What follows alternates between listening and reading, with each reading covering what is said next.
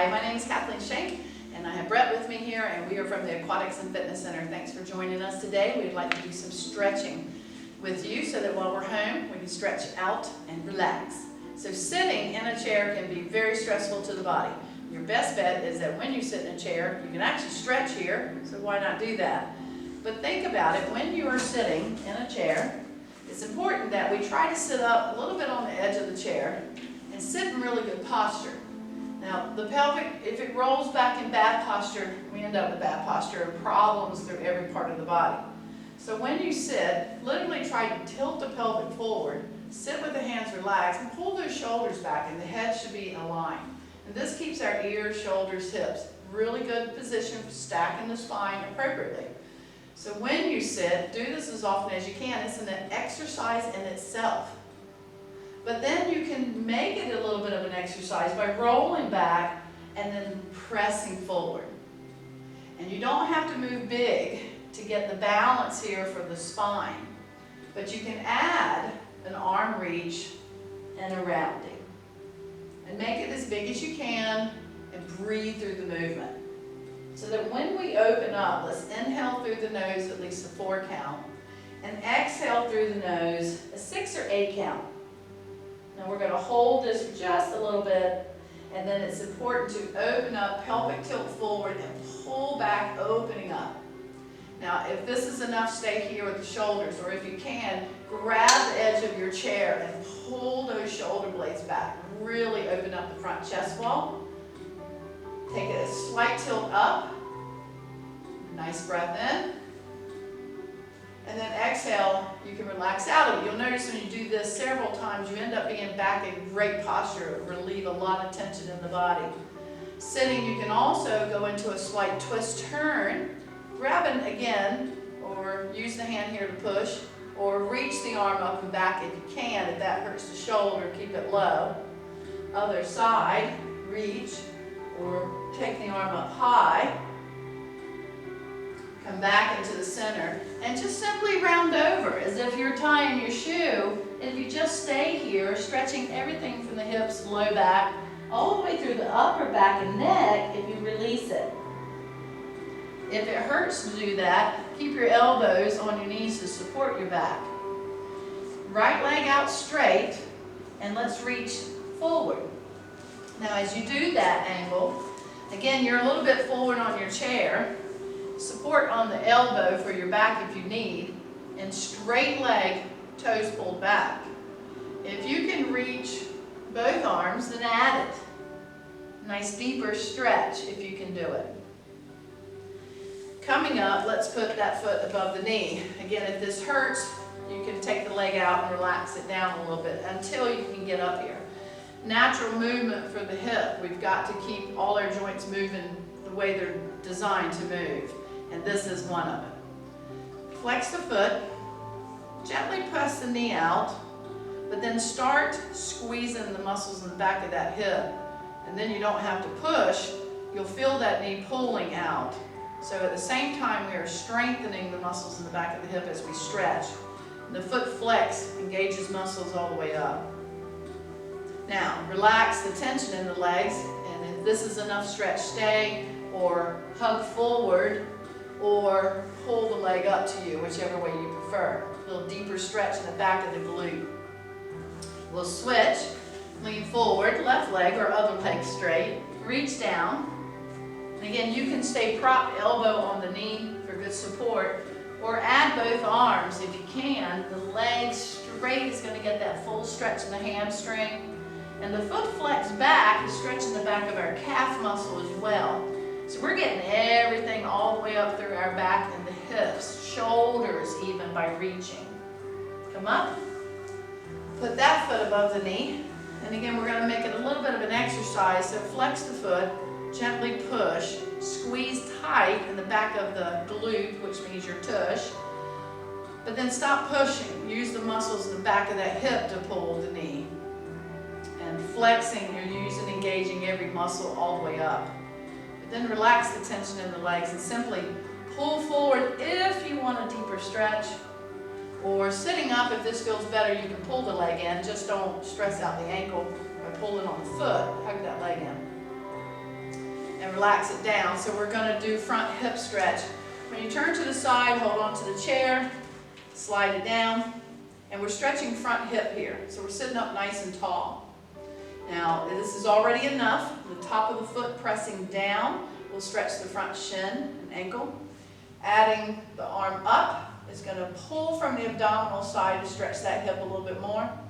You're going to lean back, but do so with the shoulders and try to look up. Taking a nice deep breath while we're here. Remember to double the amount of time you exhale from inhale.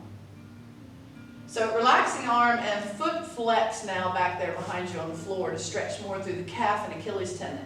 Both hands on the chair, sit up really tall and rotate, turn.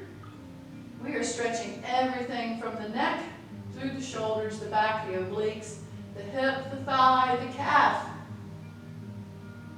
And release. We'll do the other side. Bring it around. Drop that leg. Hold yourself in the chair. You don't want to fall out on the floor, but if you do, the rule is you have to do ab exercises while you're there. We're going to hold this. If you want, reach the foot. We're going to go into that top position to stretch the ankle and the shin on the front. Lean back. A little bit of a look up. So we're going to relax the arm and change the foot position to that flex position. We're going to twist, rotate, body up nice and tall, stretching every muscle group. Nice easy breath. A little bit harder to take deep breaths when we're twisted, so make it soft. And bring it back around. All right, so standing up behind your chair, and you can do this several ways. You can use the seat of your chair or you can use the back of your chair, like a countertop. You want to walk back and you want to go straight legs, feet hip width apart, and drop into a flat back. Now the importance of this is wonderful from the shoulders all the way down through our hips. You want the pelvic to tilt forward, tush lifted up behind you, and lengthen out. This really helps balance the pressure in our hips. So you should be standing equally weighted right foot, left foot, legs as straight as possible. If you feel like you're in this position and it's tough, then just keep doing it. Slowly but surely, you'll be able to get here. A little deeper stretch is to drop one arm to the opposite leg and see, can we touch the knee or foot or ankle, whatever's comfy. Careful, come back up, get your hold, and then drop to the other side. Adding that rotating position for the stretch. Come back up into the center and walk it up. So a nice calf stretch is foot forward, step back and hold, so that we keep everything pointing straight forward, body very relaxed to the chair, and it's the back calf muscle we're stretching, so straighten the knee and push that heel down. Switch legs. Stay pretty close to the chair so that the body's up and you don't feel like you're pushing into it. Relax that upper body. Again, straight leg, heel onto the floor, gently if you can, and the hip a little bit forward for a deeper stretch. Relax. We're going to have a seat on the floor. So as we sit on the floor, we're going to have both legs straight out in front and just sit where you're comfortable on your sits bones. If it's really uncomfortable, you need to bend the knees, then bend the knees a little. If you need support of your back, then do so. Lean against the wall until you get comfortable with it. As you can, slowly press forward. Now, of course, keeping the knees as straight as possible is your goal. Flexing the feet back is really going to make this intense, pulling the calf muscle all the way up through the hip. So if you can reach it, you do so. If it hurts, you stay where you can. Make it as easy or as tough as you like. So we'll relax up. We're going to cross one leg over and pull that leg in. Again, we're getting the back of the hip, the glute here, and just hold for a sec. Setting it down, twist, rotate. If it hurts to have this foot across, bring it on the inside, take it out, get any position that works for you to make this good, and switch. So we tuck by coming across a little. Again, if that angle really hurts your hip, just pull straight in if that feels better. The angle is getting just a little deeper, rotated stretch for the back of the hip here in the glute. The other foot can be held up a little bit. Might as well stretch the calf as we're doing it. As we set it down, choose in or out, rotate and turn, and bring it back around. One last stretch forward, just release all tension in the back. If we drop the head, we get even more from it, and just fold where you can. Coming up, and relax out of that for a second. Now, as you sit here, you can sit cross-legged if this is more comfortable. If you don't like it, then the legs can stay out at an angle. And again, as you're sitting, if you just press the body forward, getting a little bit deeper stretch. If you're here, you'll feel it across the back of the hip a little bit more. So it's a nice way to fold. If it hurts your knees, if the legs are out at an angle, it changes up a little bit more inner thigh as opposed to when the legs are here. It's a little bit tighter and more focused on the hamstring and low back. But either way. So we're going to lay on our side and we're going to do trunk rotation again, which is really important for everything in the body. Knees are aligned here. Keep them together with the hand in front and then lay your arm back behind you as best you can. Relax. And with this routine, what you could do is repeat it a couple times and you'll get a good 30-40 minute routine on stretching. You'll have a lot better results on your stretching when we stretch longer. But as we hold this, again, keep the knees together. If the knees pulled back or sliding, you're losing your hip position. This is very important for the hip stretch first. Then the abs will let go, the upper back, mid back, everything goes, and the shoulder will start to settle on the floor a little bit better. You can add straight leg position with the top foot, but make sure it's on the floor. You can add straight leg all the way down. You may need to reposition on the hip a little. This is an advanced stretch, so if it's too much, stay with the knee bent position. This one is already wonderful and doing so much for the body. And we're going to switch that. Let's go to the other side. So as you're over, again, the importance is that the hips stay stacked, the knees together, and then you let the arm go back where it can go. Keep the head relaxed, and a nice, soft, easy breath as we relax in it. You keep the feet out front as well on this stretch. Don't tuck them underneath. Let's relax those thighs as we hold this. And this is very soft breathing. Again, if this is enough, stay where you are or add straight leg position. And if you do this, sometimes you have to shift a little bit on the front of the hip to get a better position for the hips and back. Again, you can add this one if you choose to.